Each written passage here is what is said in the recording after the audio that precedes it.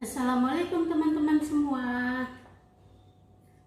Hari ini saya akan mencoba menguraikan 3 bahan kue yang terlihat sama tapi sebenarnya berbeda ya. Saya mencari baking soda di toko.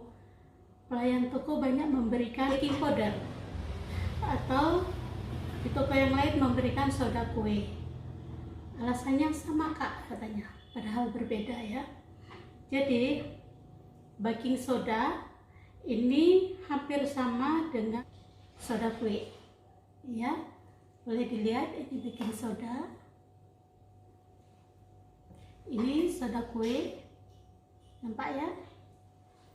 Dan yang ini baking powder. Fungsi dari ketiganya sama, yaitu sebagai pengembang bahan-bahan kue. Jadi kalau kita buat kue roti, pizza, atau kue kering, biasanya kita menggunakan bahan-bahan ini. Tapi ada kekhususan tersendiri dari ketiganya. Seperti ini, baking soda, ini karena terbuat murni 100% dari natrium bikarbonat. Maka dia lebih banyak digunakan untuk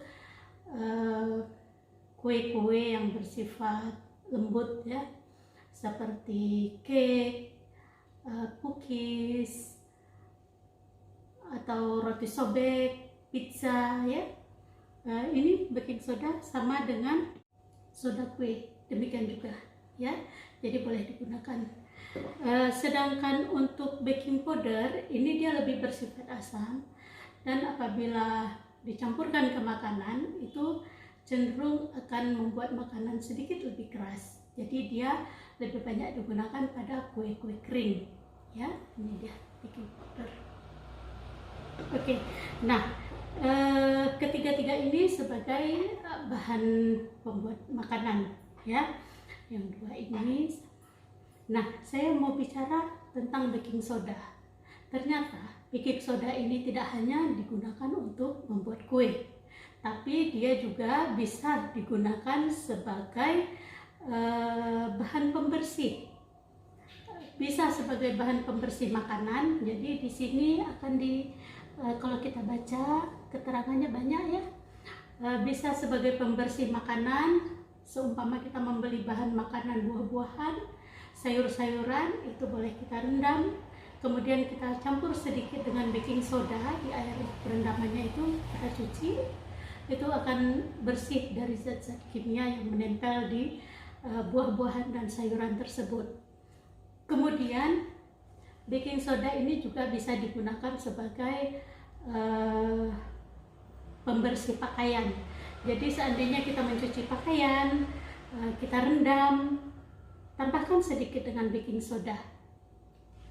Dalam satu ember rendaman kain yang kira-kira beratnya 5 kilo ya, 5 kilo atau 6 kilo, masukkan 1 sendok sampai 2 sendok makan baking soda ini.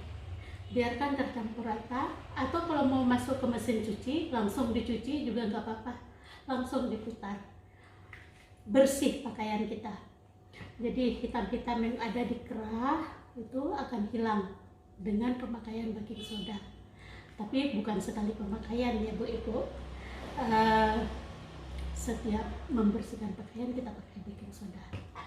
Nah, kegunaan baking soda yang lain ternyata di luar dugaan kita ya.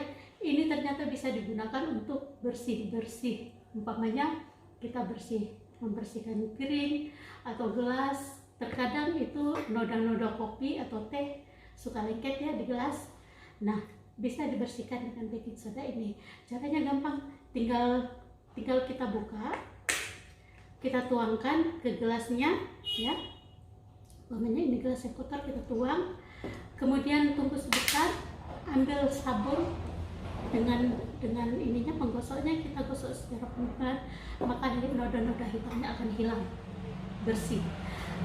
Begitu juga kalau kita membersihkan dapur ya, tempat cuci piring, sisa-sisa lemak yang menempel di tempat cuci piring kita itu akan bersih dengan sendirinya dengan pemakaian baking soda ini. Kemudian kalau kita umpamanya masak ya, lagi masak kita tiba-tiba ada yang manggil atau anak nangis, maka masakan kita tertinggal dan hangus. Itu biasanya meninggalkan noda hitam di pantat pancinya, di dasar panci. Itu biasanya agak susah dihilangkan. Nah, jangan panik. Setelah dibersihkan, kemudian tuangkan ini baking soda di atasnya, tunggu sebentar, kemudian kita gosok secara pelan, maka dia akan kinclong kembali ya. Jadi itulah dia baking soda. Saya selalu menggunakan ini baking soda dengan Arm & Hammer, jadi bisa dilihat ya. Biasanya di swalayan ini ya, bisa kita temukan.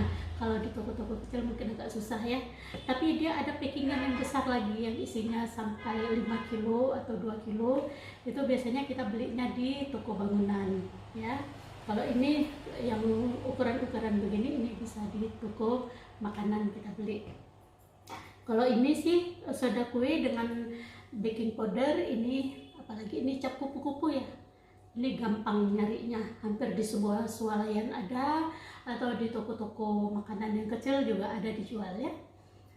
Nah, itu dia tadi tips dari saya untuk membedakan baking soda, soda kue, dan baking powder, dan penggunaan baking soda selain dari bahan pembuat makanan.